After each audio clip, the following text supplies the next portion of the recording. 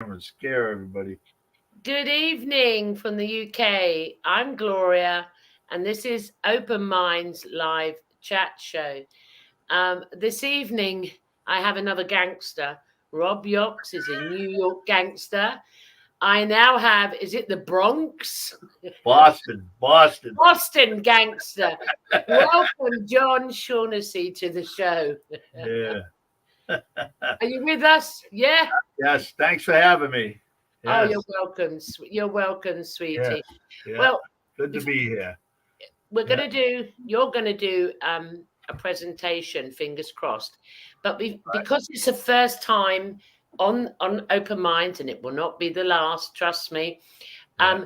Could you just give a brief bio for anyone that hasn't heard about you, because I don't know where you've been hiding, Yeah. about who you are before we go into the presentation?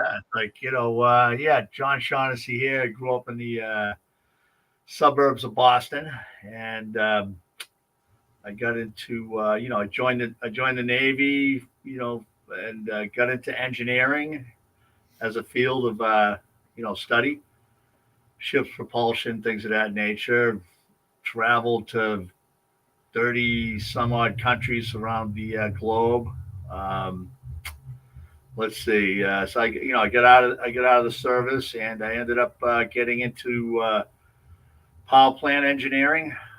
Became a operations manager for General Motors, General Electric, Northeast Utilities, Mhm, managing the putting large industrial generators on the grid, mhm, gas turbines, aeroderivative jet engine generators, managed hydroelectric power plants on, and so basically about 30 some odd years of generating electricity in the mhm, field.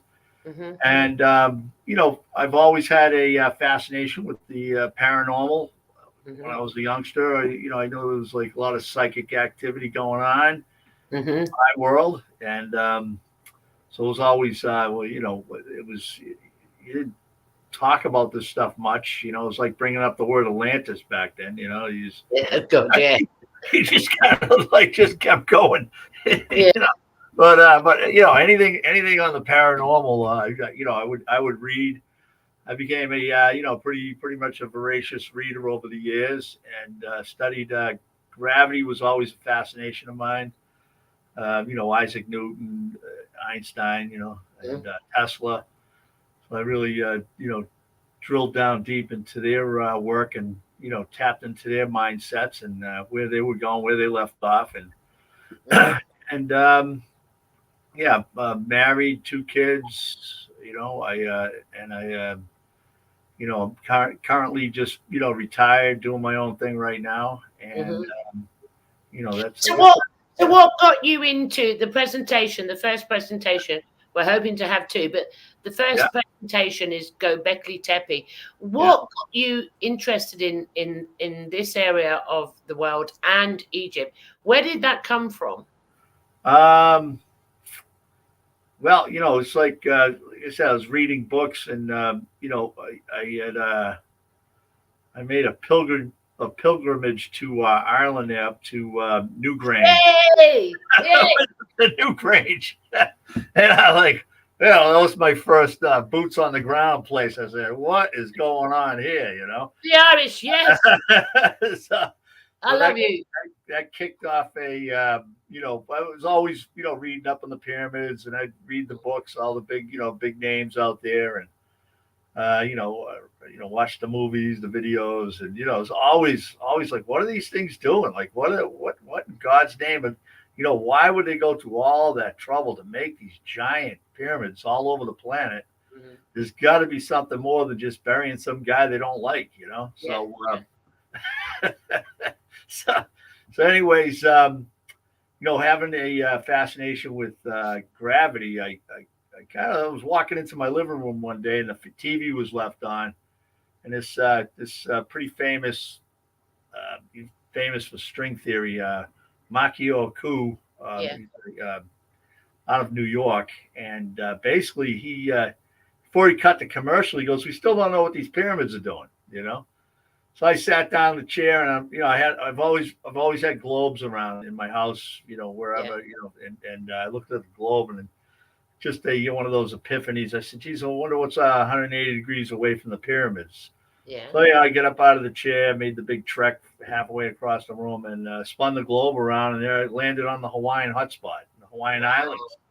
I said, "Whoa, what's going on here?" So I jumped into that. My brain. I just, I picked that up, ran with it for a while, and then because I'm my forte in the power industry with anything working on cars, I was always a good troubleshooter. Yeah. Like, finding out that's, they always call me up. What's the problem? What do you think it is? Yeah. That type of thing. And I'd get the data and go through it. And, a lot of times I'd land on my feet and get it solved. So I said, well, what's the connection between Giza and Hawaii? And it's the only thing that, being a gravity buff, reading all the stuff on gravity. And I think it's the last, one of the last mysteries to crack, as far as manipulating it and understanding it and using it. Yeah.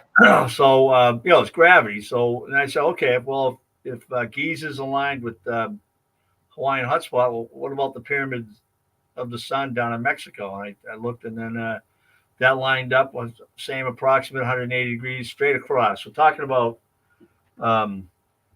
latitude straight across the planet, just like from here over to here, not antipodal going straight through, but from latitude to latitude. So I love how you just happen to have a globe right next to you. Did you make one earlier, John? I got globes all over the place. I was like, there's got to be 10 globes within arm's reach of me. So, anyways. Okay, I mean, we're getting a visual now. If PowerPoint 2 doesn't work out, we'll have the globes. We got the globes. Gone to get the globes. Here we go. This will really drive it home. There's the arrow. There's the arrow going through the Giza Plateau. Yeah, we got it. And it's coming out the Hawaiian hotspot, Right. So wow. It kind of gives you an idea what we're, what you're talking about. Guys, you've actually got a visual. It's a first. Got the props. We got the props. I've never seen the Earth with a big ass arrow going through it, but I now get what you're saying. So there we go. I wanted to hold it there a second. So, that sort of epitome, that like light bulb. I wonder if grab a globe, look at that, and that set you on this journey, did it not? It set me on. That was the first, what's going on. So then, my mind gets flooded with a lot of questions. Yeah. So we connected up the Pyramid of Sun with Sri Lanka, Mount Sageria. Mount Sageria is a fascinating place. It's like a city carved on a magma plug. Yeah. Which is, an ancient volcano. So I said, okay, there's that one. So then I went to the Shen pyramids, and I said, okay, they tie right into the Bermuda super calderas. Actually, Bermuda Island is made up of two ancient super calderas. Mm-hmm. Again, another volcanic connection, right? Yeah. So as I'm going up, I got 20 of the world's largest pyramids, all lined with, without getting into all the names and places. They all align with the volcano. Mm-hmm.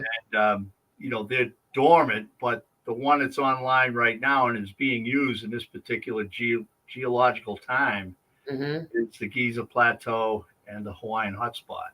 Mm-hmm.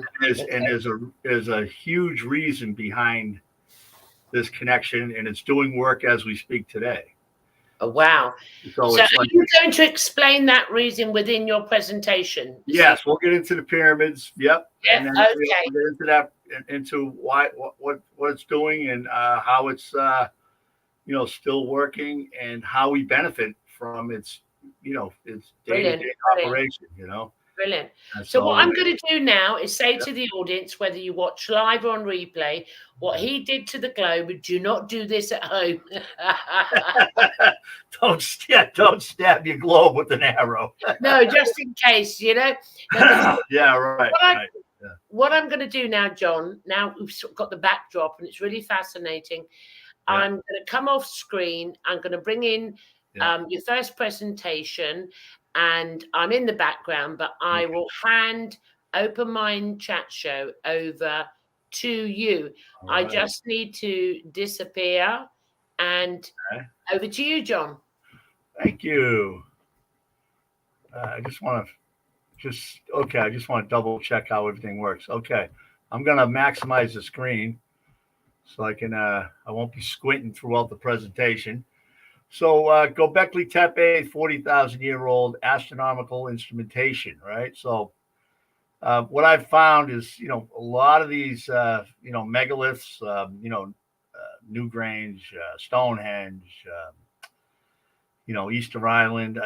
These are leftover ancient instrumentation, and they have a purpose, just like the obelisks do when they're standing up in Egypt. They work with the sun and basically read what the Earth's tilt is. So a lot of these places, to me, that I've found throughout my studies, and it's instrumentation. So the purpose of the stone circles of Gobeklitepe is to monitor the tilt, wobble of the Earth during the ice ages. I mean, you can monitor it now in the interglacial period, but it's really not doing much. It's pretty steady. But during an ice age, we'll get into what kind of tilts you will go through in an ice age. It's actually quite frightening, really. These stone megaliths prove that Earth does go into a tilt like the planet Uranus, roughly a 90-degree tilt that is the primary cause of Earth's ice age. So pretty extreme. Just go to the next one here we go. All right. Here's going to give you a shot of what I'm talking about. This is, for the most part, this is Uranus. And, if you just swap Earth in the middle of the ice age, that, Earth does go into some extreme tilts. And I call it ice building mode. And for the most part, the northern hemisphere is pointed at the sun for 3 months, and then it's the kind of like then it goes to its equinox position where you're getting the the sun on the at the equatorial region, which we constantly get right now at the 23.5. But going back to the 90-degree tilt, the northern hemisphere is then pointed away from the sun, and the southern hemisphere gets the sun. So what's going on here is you have half the planet at these solstices. You have half the planet in total darkness. So you could double or triple the cold that you're having right now on the poles. And when you're at that extreme solstice where you happen to have no sun on it, and then you do have an extreme heat at the other side. So there's for the most part, the cold has more of a battery. It lasts longer in the form of ice than say sun. A heated ground or heated up mountains and things of that nature. So when you go through these these orbits and these extreme tilts, you have a severe wind. You're talking about the average wind. It could be up around the average daily wind could be 100 miles an hour all the time, and then have spikes up to 300 or 200 miles an hour. So it's not a real good place to live in these particular tilt ranges.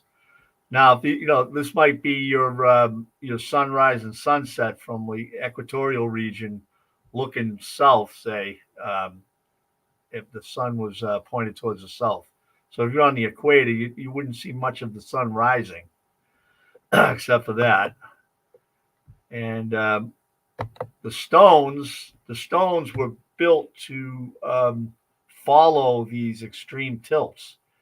And if you notice the two T-shaped stones in the center of the stone circles here, one's kind of pitched to this way, and the other one's pitched the other way. It's kind of like it's they're not even. And so anyways, but that's because you use one of these pillars during 6 months of your orbit around the sun, and then you would swap over to the other one because the pitches, tie into the where the sun rises and sets. So so you got more, it's just more instrumentation.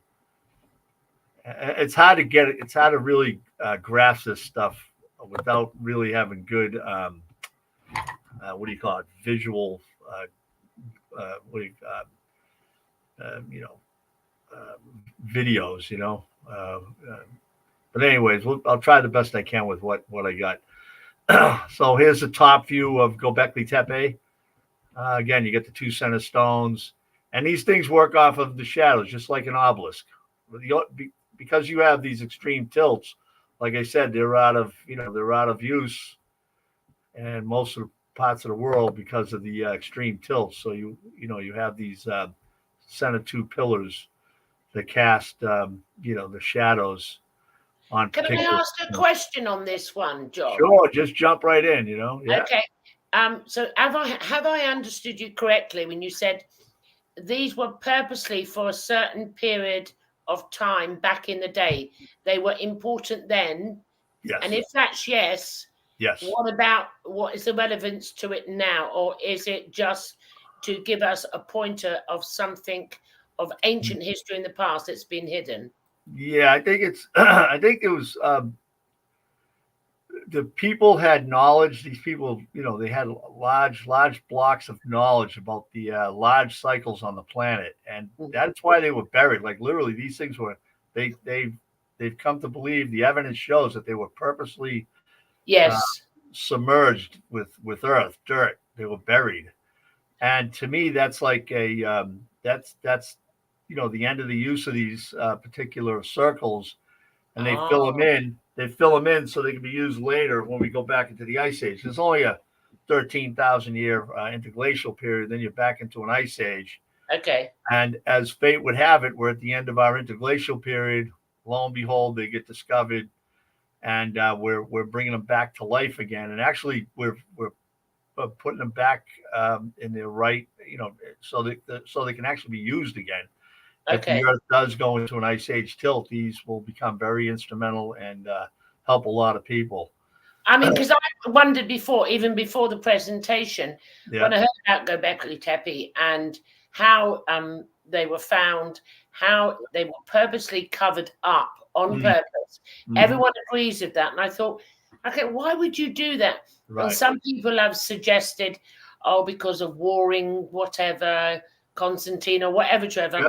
And I thought, well, maybe, but this explanation, like they had their use at that time, their frequency, how they did things at that time was relevant then, and all of a sudden they've been found again. Right. I thought, well, nothing happens by accident, does it, John? No. So I mean, so you got competing theories there. One, like that kind of crossed my mind. It's like, let's cover them because of, there's no end to wars on this planet. It's just like, what is wrong with us, right? I know. I know. It's like it's something seriously wrong with the human beings on this planet. But anyway, that's another video altogether, another show. Yeah, absolutely.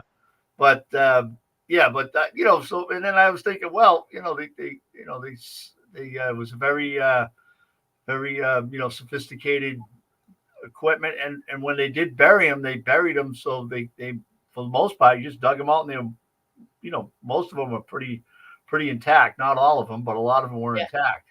They buried them with great care. Yes. A lot of work too, by the way. I mean, you're talking about hundreds and hundreds of tons, of thousands of tons of materials submerged. Yeah. Okay. So, I mean, you do see this. You do see this around the planet. There is certain places that things have been covered up, like you said, but I think there was, like we've lost a lot of our technology. And I think these people that came out of the ice age had the understanding. They knew the history of the earth and what it does and how it does it and how long it does it, when it goes into these ice ages. Correct me if I'm wrong, just slightly digressing. Many of the magnificent monuments that have been found in the past 100 years or so Egypt is a prime example, was hidden under Yeah. the sand for eons, and Yeah. then somebody found it. So, like, it came out at the right time.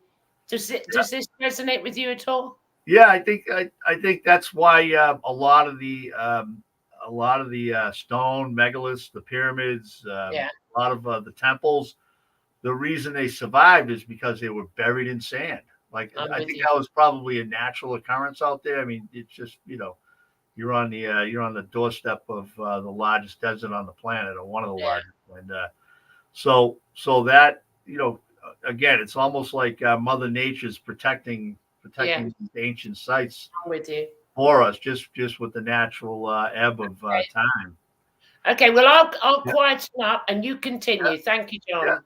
But yeah, okay, yeah. Just jump right in because I don't want to I don't want to. Don't worry, I won't leave you there, Billy No Mate, you gangster. Okay, All right, well, right. here's Uh, Klaus Schmidt. Klaus Schmidt was the lead archaeologist out there. He was the lead archaeologist and a prehistorian that led the excavation of Gobeklitepe. He spent the remainder of his life there. He was like 30 years, if not. And I think he just went home one day and then he passed over. So crossed over. It's always good to give these guys, hats off. Remember them because they bring these things to us. So I don't know if anybody's seen that movie with Brad Pitt and Morgan Freeman, the movie Seven, or What's in the Box. But anyways, bad humor. But anyways, so my thing is with these bags around the planet, like you'll see them, South America, Central America, Egypt, Baalbek, you'll see these stone carvings of, the Anunnaki up in Samaria, that area of the world. You'd see these stone carvings of people holding bags. It almost looks like laptops or. But anyways, my thing is they held seeds when the I stone. call them man bags, John, Yeah, they because were man bags. Yeah, they were man they bags. come back in fashion now. Yeah, there you go. Well, they'll be carrying seeds because seeds will be worth gold very shortly, right? So, Yeah, I believe that was the ultimate purpose of these seeds. Now you can see if you look at these handbags, you'll see like the tied wheat, underneath them. And then you got the eggs. But this is a culture that went through the ice age, and it was coming back into the agrarian culture, right?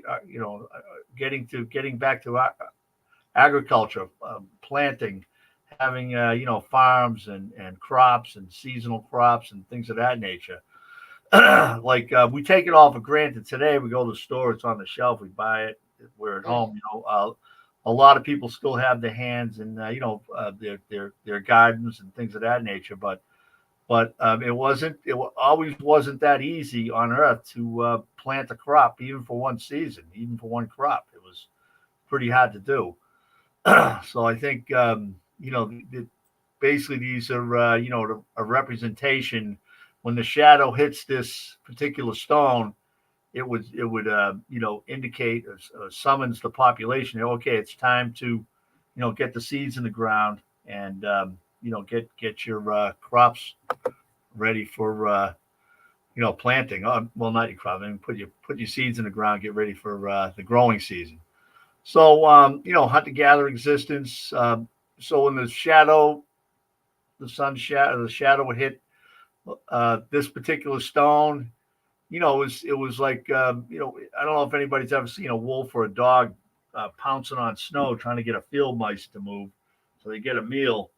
But that would tell you that you're going into a cooler, a more difficult time to live, and things of that nature. This particular stone would signify it's time to go underground. Now, not 3 miles away. I think it's less than 3 miles away. There's underground cities that actually house upwards of 20,000 people, right? And this is the type of environment where you will be going underground to survive.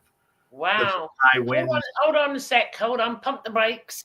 So when the sun hit this stone with this symbol, Yeah. it was time to go underground to the Right. underground cities that have been found a few miles away. Okay, John, I'm with you. Okay. Yep. Yep.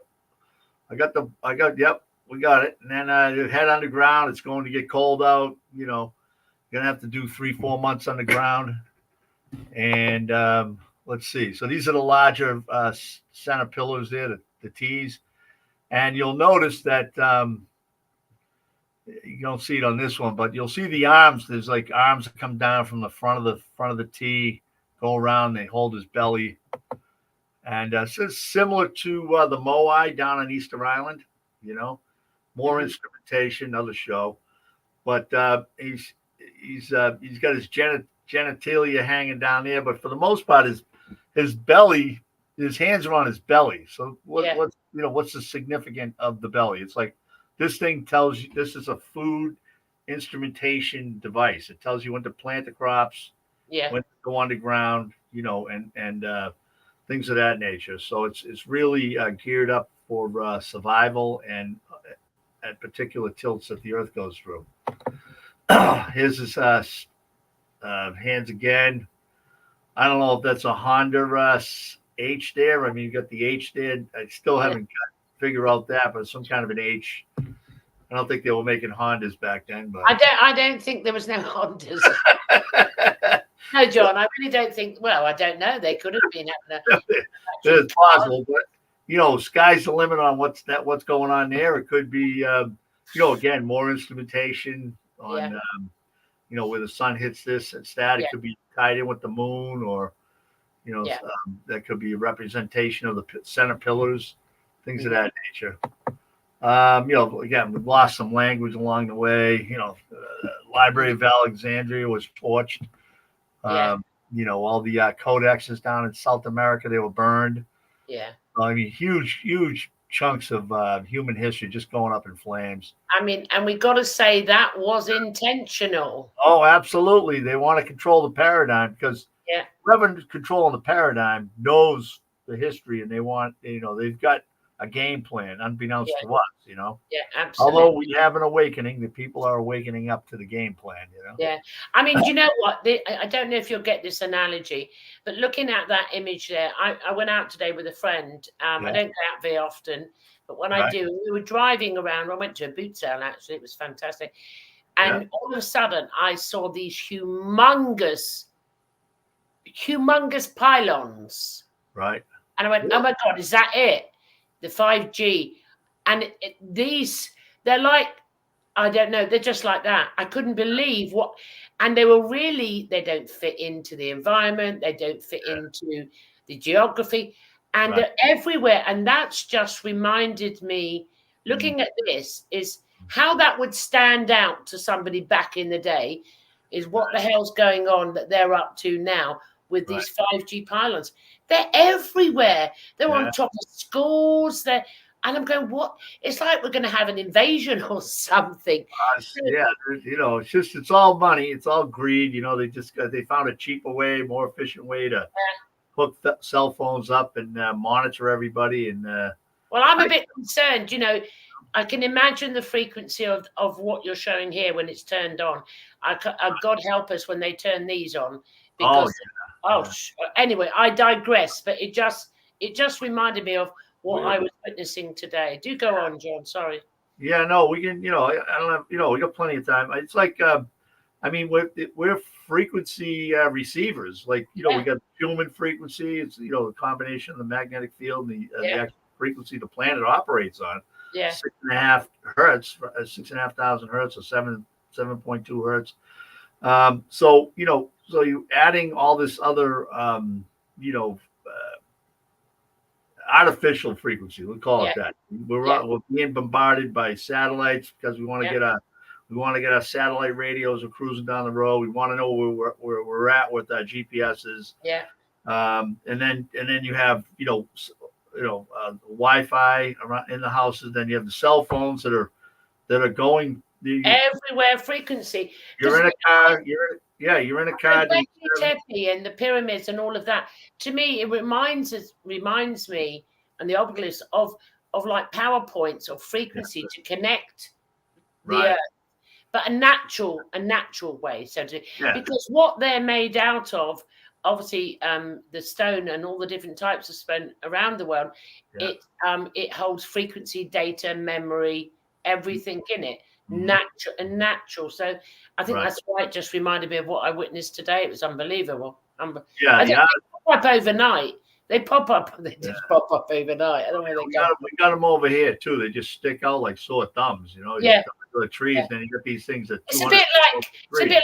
Orson Welles, Oh, film, yeah, isn't it? Like, they're here, sort of thing. And it well, does. anyway, It does affect your anatomy, your cellular at the cellular yeah, level.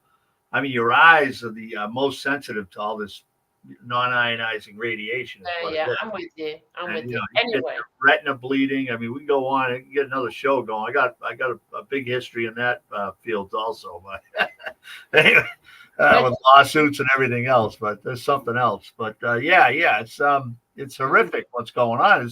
And nobody's got any control over it. You know, no. So we're corporations have let the them free run. get on with it. Yeah, We've got our own frequency and we know how there to you go. negate that out. But anyway, Yeah. let's continue with Gobeklitepe. Let's go back to Tappy. Now, this particular one, you'll see right in his elbow joint, you have an animal that's trotting across the tundra. You know, he's out there doing the hunting gathering thing. You know, it might be a fox or a dog or something like that. You know, so it's kind of like it's a good season to be out walking around doing your thing. And this is the pillars that they stood back up.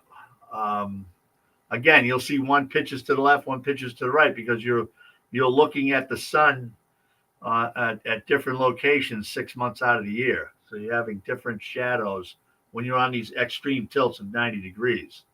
So it's these are early on pictures. This is probably 20 years ago. I think you can see Klaus Schmidt down there with the do rag on, his white do rag on there up top. But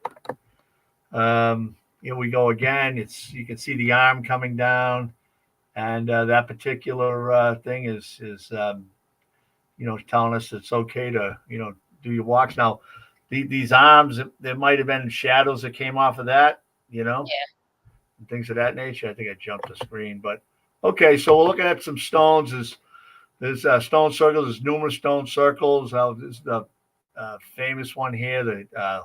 There's a sighting stone, and this is like not completely north south, but it's a little bit off. So, like I said, it ties into like a Uranus tilt, which I think Uranus's tilt is 80, 88 degrees or 87 degrees or something, not completely 90 degrees, but you would be looking at the sun. Excuse me, you'd be looking at the sun through that hole in the D circle, and like I said, you got the shadows that would hit all these stones at different times of the year and tell you what season it is, what time to do things. There's the hole on the right side of that.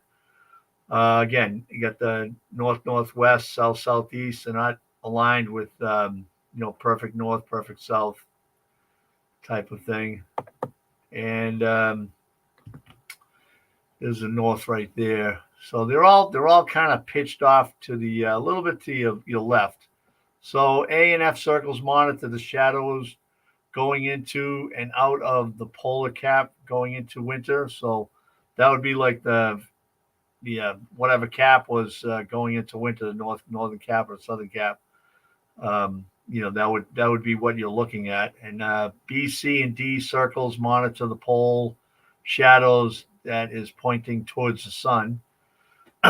Okay, and then circle E monitors the shadows when the Earth passes the sun on the right angle. So that would be your equinoxes. So you got your solstices, which we just had an equinox, but your solstices are in the summer and winter, and then you have the equinoxes in spring and fall. So these are all lined up to the sun when you're at extreme tilts. All right, this is a normal tilt that we're at right now. Earth's tilt at 23.4 degrees. It's kind of a nice interglacial tilt. Good weather on the planet. Yeah, a lot of people are living at one pole to the other pole, literally. So the whole planet's for the most part is a habitat, for all life on the planet. Mm-hmm. And then this is Uranus at almost a 90-degree tilt, where the sun is just pointing at one end, and the other side is just complete darkness, extreme temperatures. So and then you have Uranus again. It's a yeah, it kind of gives you the basic latitudes, longitudinal lines there. And again, this is just another visual of what the extreme tilts could be during an ice age. Not the whole ice age. It might be, it might flop back and forth, but you remain in some kind of an ice building mode for 104,000 years. According to the ice samples that they've gotten up in Greenland, they showed 900,000 years and of close to a million years, and it was like the average ice age is 104,000 years, with the separation of an interglacial period with an average of 13,000 years. So, and it's like clockwork, it's boom, boom, boom, boom, boom. So yeah, it's a cycle. Cycle. I just need to ask, John. There isn't one coming anytime soon, is there? Well, we're at the end of the interglacial period. Like the glacial maximum was 13,000 years ago. Mm-hmm. So we are at that that tipping point. It's hundreds of years, or it's hard to tell. I'll be honest with you. Basically I call this the water age. We're going to hit a water maximum. Mm-hmm. And in my book, there is something about the moon. The moon actually drives the tilts with the larger body of ocean. The gravitational tug between the Earth and the moon causes the Earth to go into a tilt, extreme tilt, or a lower tilt, and 19 degrees. So, well, hold on a second. So, I just want to come in here. So, I mean, what you're suggesting, is that all of these cycles, and I know I've heard it elsewhere, so I know it's the truth, that have come in specific times, and it's a natural occurrence. For the Earth's atmosphere, the weather, the ice age, the wet age. So really, at the moment, we have the powers that be saying that we're to blame for the environment, and when actually it's a natural occurrence, what's actually going on. Right. I mean, in the whole solar system, basically. Yes. I mean, it's like, yes, it's true. We might be speeding up the interglacial period by burning fossil fuels. That's a possibility. I mean, the science proves that. Sometimes, I mean, for every scientific study out there, there's one that contradicts it. So it's absolutely. Like just completely, just like, but you can hang your hat on the fact that it is a natural cycle. Yeah, the Earth is going to warm up as it has done in the last 1 million years. Every 104,000 years, it does warm up. Everything melts, most everything, not all the ice, but well, I know it's warming up in the UK because we got this heat wave coming, which is weird when we're in the middle of March, near the end of March. So I'm happy. Heat up. I'm a sunbabe. No, joking aside, there is the majority, I'd say 90.99% is a natural occurrence of the evolution of the universe, of the galaxy, all planets interacting with each other. It's nothing to do with little human beings. Yeah, we could stop the fossil fuels, but they serve their purpose. We do have the technology to not use them, but hey ho, they don't want to give it. Okay. But what I'm trying to put out there, really, this is bigger than the individual human. All right, it's not all about us. It's doing its own thing, basically. Right. Yeah. They can take solace in the fact that this planet, this solar system, was built by geniuses. Absolutely, gods, little g gods. Maybe big. And the other, I'm going to jump in, John. Sorry, but what you've shown again, demonstrated today, is what other guests on my show have, is our ancestors. They knew about this. Yes. Yes. And it was hidden from the rest of us for so long. Yeah. I mean, the priests have been since the priest word's been out there. I mean, they've been the ones hiding, even in Egypt. They were hiding the knowledge. Secret societies do it today. Everything's a secret. Everything's a secret. Yeah. So, I mean, maybe there's a reason for it, but the only reason I see is you get to impress the people, oppress, not impress, but you get to oppress the people that don't know get oppressed, and you make money out of it. It's materialistic. Yep. The haves and have-nots. I'm with you. Anyway, slightly digress, but I thought it was a point to raise. No, it's right on the money. It all ties in. It's all relative. Everything. It all ties into the big scheme. Okay, do continue, John. The scheme or scam, I don't know, but a scam, I'd say. This gives you a little bit more, visuals on what the other tilts are in the solar system, our little solar system. And we got, we have Venus is almost straight up and down. 177, 180 would be perfectly up and down. And you have Earth is at 23. But the flip side of Earth, like it's actually 66 degrees. So there's a reoccurring number that shows up.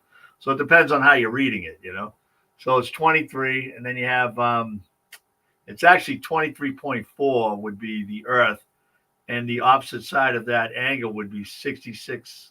There's the 666. So what it's saying is the Earth can be the beast. If you look at that number, the number of the beast. Well, I could concur with that, love. When you go, all we do is kill and murder and genocide and but the weather itself can be the beast also. Yeah, I know. If you go into these extreme tilts, it's like you're running for cover. Yeah, absolutely. So it's just something there. That number keeps popping up. Yeah. I mean, the orbital speed of the Earth around the sun is 66,600 miles an hour.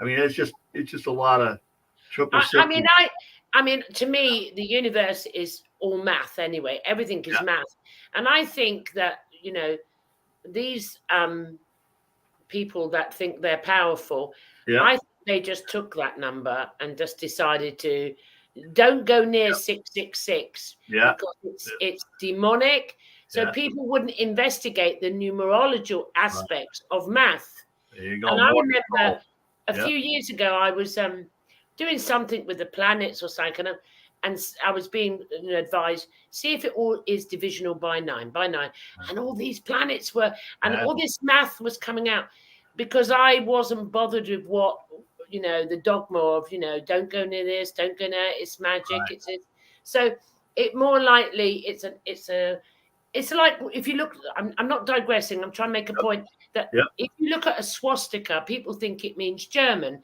No, it doesn't. It was Hindu. It's thousands of years old, that symbol. It's thousands of years old. Yeah. They take a symbol or numerology and they put on it their play, their spell casting. Don't go near this. Why? Because you'll find the truth.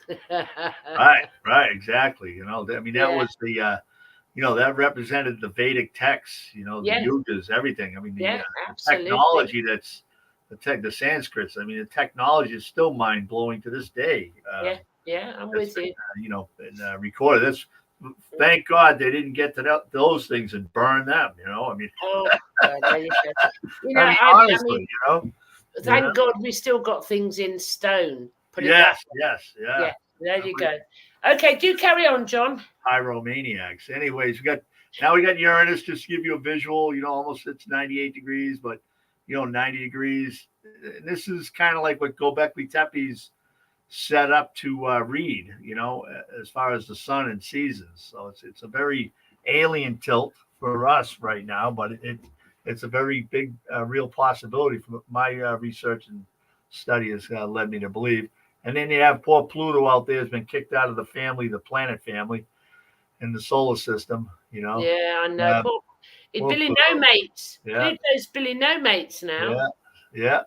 So I still refer to it as a planet, Yeah, I do actually. Yeah. Out there, isn't it? That's just not right, Yeah. So here's another visual representation of different planet tilt on Earth. So you see a 0 degree tilt, 22.5, 45, 60, and then a 90. And that's close to Uranus, the bottom one. So it's really, and then you see the sun. So if you just imagine the sun hitting, one end of the planet and nothing on the other end, is talking about enormous temperature differentials from one side of the planet to the other. Absolutely, yeah. Extremely, and wind this is a currents would be natural, horrendous. yeah, this is a natural phenomena. Yep. Cycles that the planetary system goes through, and it's not because you're driving a car. Just so you know that, guys. Right. You know what they're bringing in next. It will be, you can't go out lockdown because you're killing the planet. Right. Well, I think that's what's behind this whole thing, anyways. It's just they just want to slow us down and stop us from burning fuel. Yeah. Anyways, so it's what do they call it? The big reset. The big reset. Do wake me up when it's over. But listen, we're counter resetting. I'm on a different timeline now, so they can go and reset whatever they want. All right. Right. So it's that's the bottom line. I just want them to wake me up when it happens. I don't want to miss it. Anyways, I literally don't even have there's no issue for me if if Uranus or anybody decides to do something drastic and annihilates this planet. I say bye. I'm going to the next experience. I have no issue with it. But what I do like, seriously, is the understanding of the planets. They're not just sitting up there for our admiration. Okay, right. They're part of our universe, our galaxy, and we need them. If without them, there is no experience on this Earth planet. It wouldn't be here. So you're giving your interpretation of the functionality between the planets and what our ancestors. We know they really understood this stuff. They knew it. Yeah, they knew it. We're babies compared. We're in kindergarten, understanding planetary systems. Does that resonate with you at all, John? Absolutely. Yeah. Well, because everything was we've lost. It's like Graham Hancock, or what was the guy Hapgood? What was his name? Hapgood. It's like we're a species with amnesia. I think that was Hapgood that first coined that in one of his books. But we're now remembering. We're all remembering. The gods have returned. We're all remembering. We're getting there. Yeah. Oh, we're digging down. We're not listening to the the engineered BS. We're going out doing our own research and saying, hey, this doesn't add up. And after a while, and anything, mostly everything they say doesn't add up. So you have to just ignore it. It's the best thing. You come up with your own. You come up with your own. Education and work it out yourself. So, anyways, so we're moving right along here, and I think. There's a north-south. I'm kind of giving you a north. What do you call it? Indication of the circles again. Just to give you an overall look at it. So so you can see, all the representation of the tilts, and then you put this back into play again. You can see how things are. They would go to different circles throughout the year, because some would work better than others. So, it was based on tilts. Like, okay, at a 90-degree tilt, we'll use D. At an 80-degree tilt, we'll use C. At a 60-degree tilt, we'll use B. You know what I mean? So it's each one, to each his own, I guess, on how and why they used it all. Can I ask a question that's just come in my head? Because obviously, I know nothing about this, minimum. So if we're going on all these tilts and it moves and all that, I'm just saying it from my way of saying it. Right. Then say, for example, and it's just for me to understand, and anyone in the audience that really would like to grasp this. So say way back in the day, our ancient ancestors knew about all of these cycles. So they created mahusive objects in stone. I mean, even that we can't create today. Because they knew they would be, as the cycles went past, they knew these statues, these ornaments, these whatever they were, scientific instruments would be hidden through, we got the Ice Age, we got floods, and that they would reappear at a certain time. Does that make sense? Yeah, you're right on the money. Right on the money. It's kind of like it's like a time capsule thing. It's a time capsule. Plus, they were using it themselves, and I'm with you. Okay. And making sure that it was going to be good for the next generation. Okay. The next group of generations to come. They keep working on it. Yeah. Right on the money, though. Yeah. Thank you. This is kind of like this might be like a particular sunset. At a particular degree pitch, it might just go that high and then back down again, not completely out of sight, with a 90 or 80, and actually an 80 degree tilt. So things just change, like your orientation of the sunrise sunsets. I mean, this could be the sunrise sunset up in the at the equatorial region when the southern pole is pointed at the sun. You're just going to see it come up a little bit and then go down. Here we go. If I can pronounce this right, it's Darren Kuyu. This is one of the underground cities not too far away from Gobeklitepe in Turkey that housed 20,000 people. Like there's sections of these things. They're not all tied together, but the total capacity was that the 20,000 people could live in these things, and they had. They have had air shafts. So if the wind's blowing by a certain direction, it's going to pull the air in. Hold on a minute for the audience who's going to watch this show. Yeah. Now, they didn't have machinery to go underground and make these cities with air shafts, and they didn't have machinery, did they? You're an engineer. They didn't have an engineering machinery, did they? No, well, yes.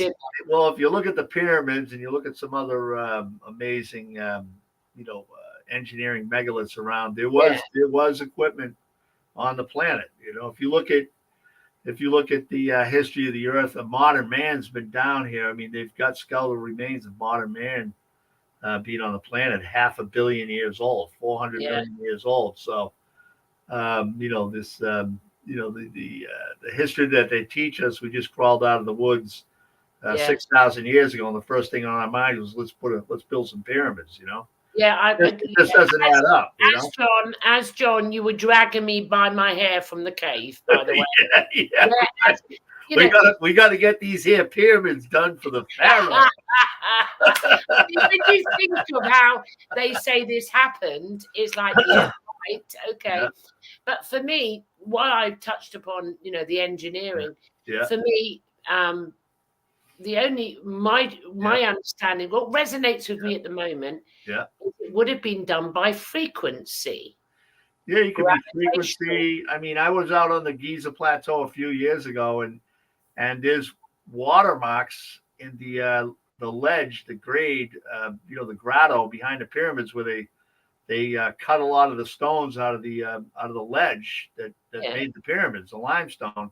And the back end of the ledge, the vertical part of the ledge is still there. You see these slices.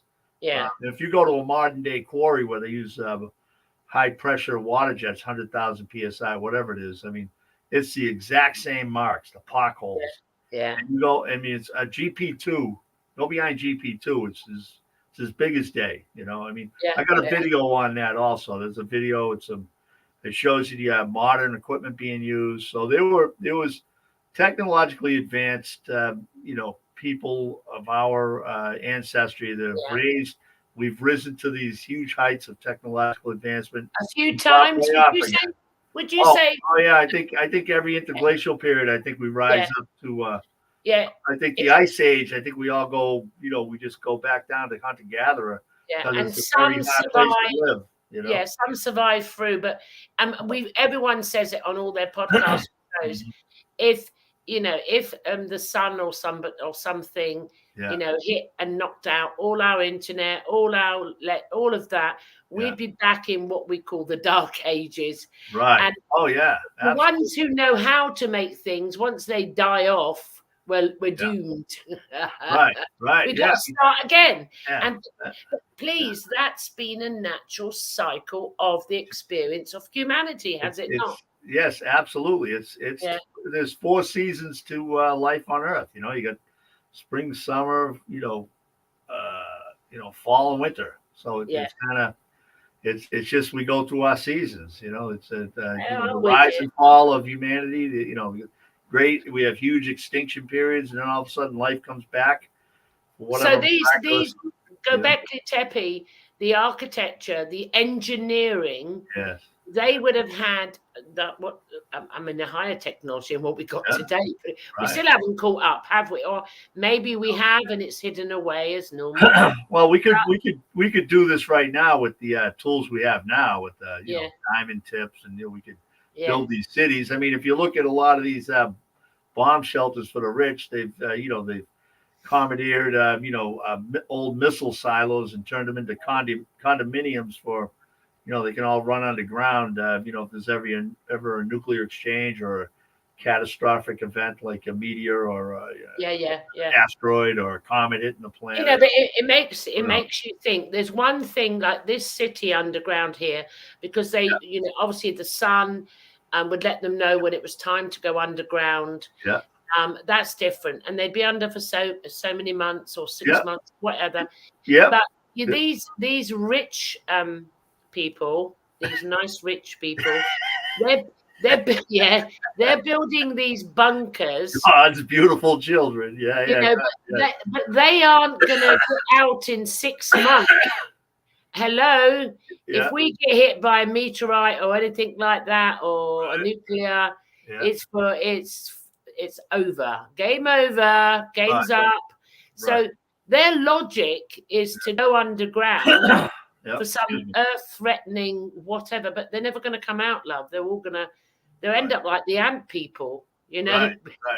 Well, yeah. I mean, you got a lot of problems. You're relying on forced ventilation and energy backup for this, that, and the other thing. Refrigeration. It only going to last you so long. So. Yeah, and then you've got to live. I mean, back in the day, in these days, our ancestors, their immune system would have been compatible with underground environments and disease, bacteria. They would have been, and they would have had the remedies for that. Do you think these lovely rich people? How long do you think their antibiotics?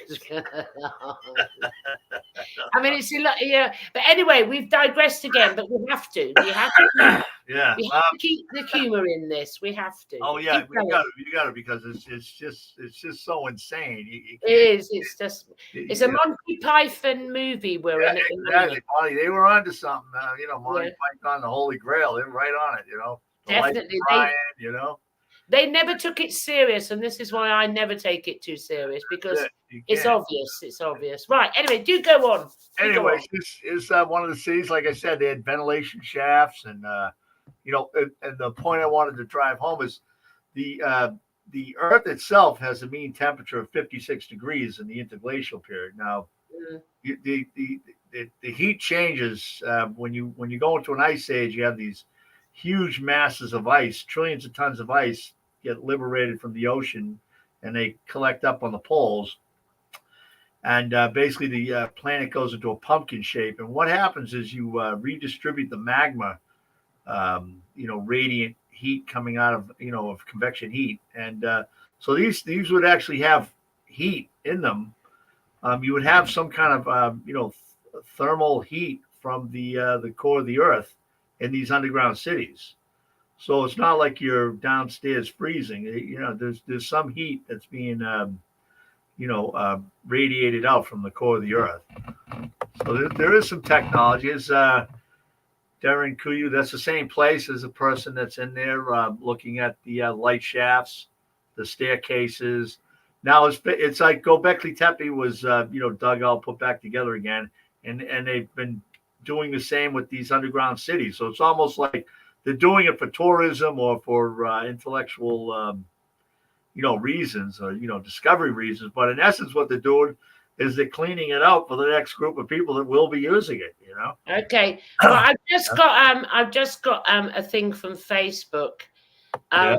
There are changes made to your live video, Yeah. because of a copyright match. That's you, John. Yeah. Yeah. Following actions were applied to your video by MBC Copyright because it may contain 39 seconds of content that they own.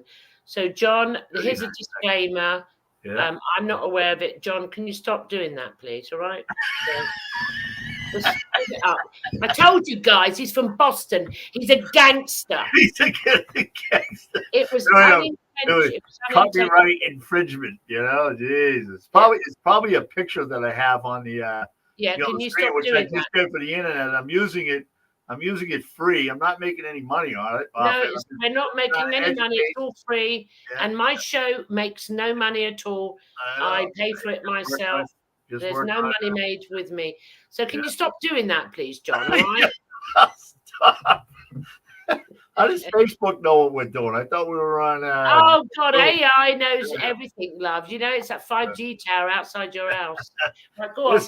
Here's another, particular. I think it's like again 2-3 miles away, or maybe further away than Gobeklitepe. It's called New Karahotepe. And it's the same type of thing they're seeing. It not as large, but it's circles with T-pillars and carvings of the stone and things of that nature. And there's the moon. There's the I'm copyrighting that moon. That's mine.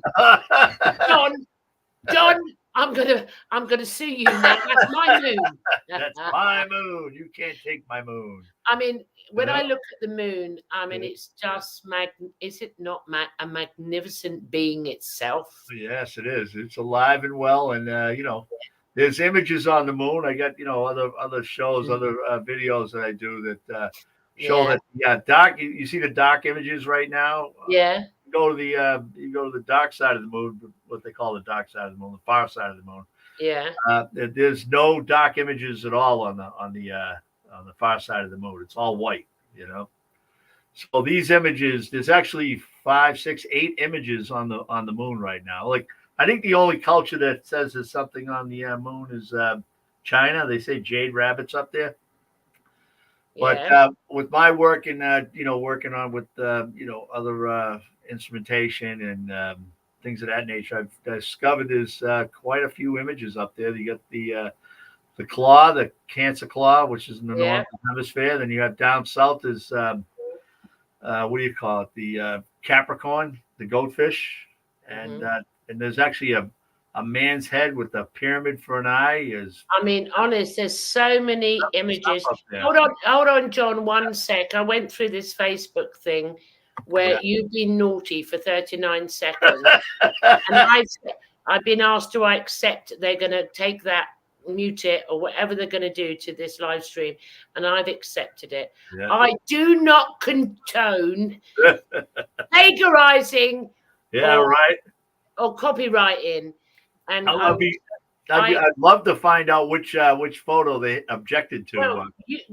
I don't think we ever get to know, because there's no human, it's AI. Okay. Oh, it's AI doing it, huh? Oh, AI. Do you think there's billions of humans sitting watching every show on Facebook? I don't think so. But I accepted it because, it's true. I mean, I'm an artist. I've got canvases. And if someone doing a presentation, I would say, excuse me, that's mine. What you doing, you bastard? Yeah.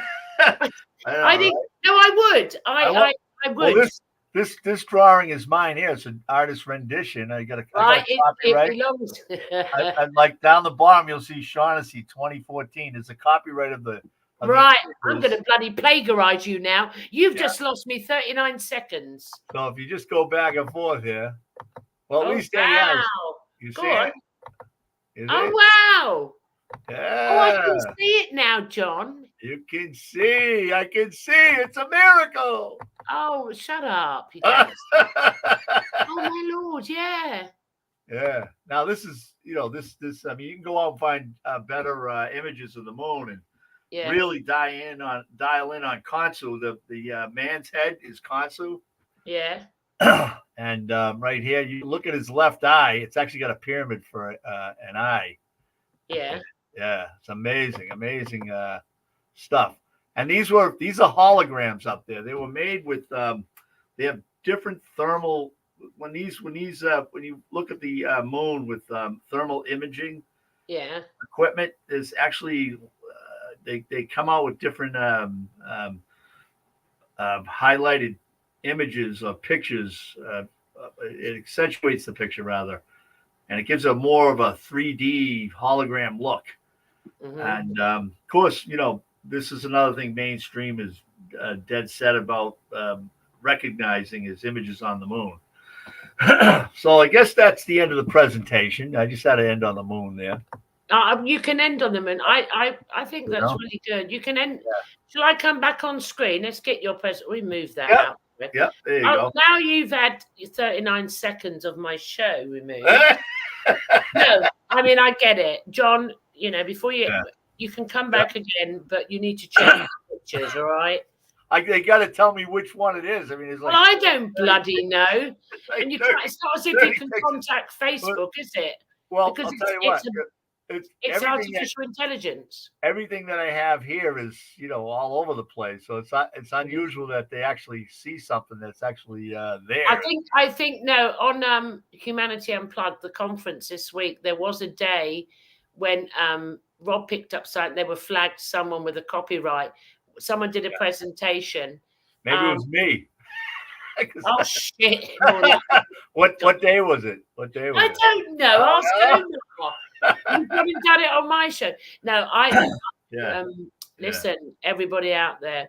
I totally understand if someone owns an image, it's their image. All right? Oh yeah, absolutely. And I mean, it could be, could be like, different, like a lot of images are corporate owned. They buy it, but. As I said, I don't use images. I never do PowerPoint, because of that. I'm an oral presentator. Do oral presentations. If I want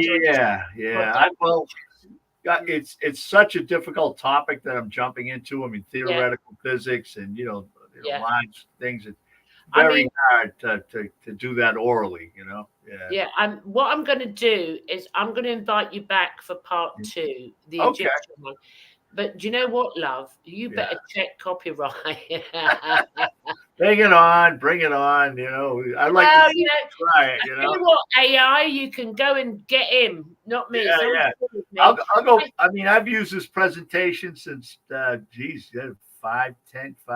years now, maybe. I know, but they've just decided. AI's decided to pick on John Shaughnessy. They're picking on Johnny. They don't want him talking. They don't want him talking. I mean, it's coming out.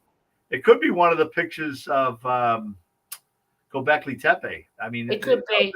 Yeah, one of those pictures could be copyrighted. If someone said to me, it depends what they were promoting. If I found someone using my picture, one of my canvases, my art, and when I would then say, take it down, just take it down. You've got no right to do that. I didn't give you permission. Right, I would do that. That's just me. That's just me. I would ask if I knew who owned these pictures. I would ask them. But you go on the internet, you Google. You go Google. You type in a word. It just gives you all these images. So you don't. There's no address or a copyright or any information at all. There's nothing. Some of them have it stamped on it. They have it stamped their name. Yeah. But I got my stuff. I got my stuff stamped. I mean, my stuff is all signed, but my artwork is everyone's artwork is unique. So it would come up. But I get that. I don't have an issue, so I've lost. No, I think it's good. I think it's good. It protects everybody, and everybody should be on board. So what I'll do, I'll have to see if they block the whole recording because of your. They could block it, and no one can hear it. Or see it. And if that's the case, I'll invite you back, but you'll have to do an oral presentation. We could do that, but they'd have to tell us which. You're not going to do any pictures. No. What I'm saying is they have to tell us which picture they're talking about. Like I don't know. They're not going to tell us, darling. Like because your podcast has a time frame. They got to tell you what time frame did they dial in on your podcast. Oh, right? that's a good night. Oh, yeah, look at you. They got to tell you Stop what. being John, stop being more intelligent than me. Stop it. Hold on. Is it still there? They got to tell you what the time frame is, so you can Um, go back. You can scroll back and see Oh, which the one it is. video, yeah, the video segment was between. Well, it's not UK time; it's someone else's time, but Yeah. it's not. It's so it must be USA. Could be Eastern 40, Standard. 2:31 to 3:10. Yeah. That's what they put. That's like 9 minutes. Yeah. We And must have might have been talking about something for 9 minutes there. Yeah. no, but you can't. We didn't say anything against the regime. Right. No, we didn't. Well, we were close, dangerously close. No, it says Huh? it was in that time there was 39 seconds of content pictures. 39 seconds. Yeah, that they own. 39 seconds. So why did they flag 2:31 to 3:10? It's in that segment. You're not going to get it better than Oh, that. I see what you mean. So 39 seconds. Well, that's a huge gap. That still leaves us in, Well, there you go. They ain't going to tell you no more. Well, So, I'll go, yeah. Well, maybe we'll figure it out. So if I find, that was a that half hour ago. Yeah, if I find that they've literally muted the whole show, then I'll bring you back on, and you won't use a PowerPoint. You'll talk it without. We'll find it. Well, I'll look at the photos again. I look at photos to make sure I'm not using anybody's stuff. Let me see if it's. Hold on a second. We're still live now. Yeah. Got to do this stuff. You know what I mean? I don't get bothered with it. I just do the show again, and I'll cut out his copywriting shit. Yeah. We can just slice it out. Just slice out the 39 seconds. No, they blocked the whole show.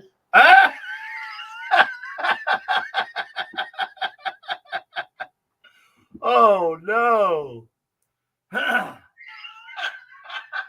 We can hear each other. No, they blocked the whole show. What? Yeah. Whoa. Yeah. Geez, So, hold on a minute. Me and you, John, are going to talk. Well, yeah, but they only blocked it. What, a half an hour into it? Because they're talking about 30 minutes ago. They blocked it. They had a problem. On my Facebook wall, your video is blocked and can't be viewed by others. Hold on. And you know what? We were talking about. Remember, I said they want to just slow us down and stop us moving around. We were getting a little dangerously close to the. Yeah, so what I'm going to do now, John, we're still going to talk. I'm going to end this because there's no point. They blocked my Facebook. I've been blocked.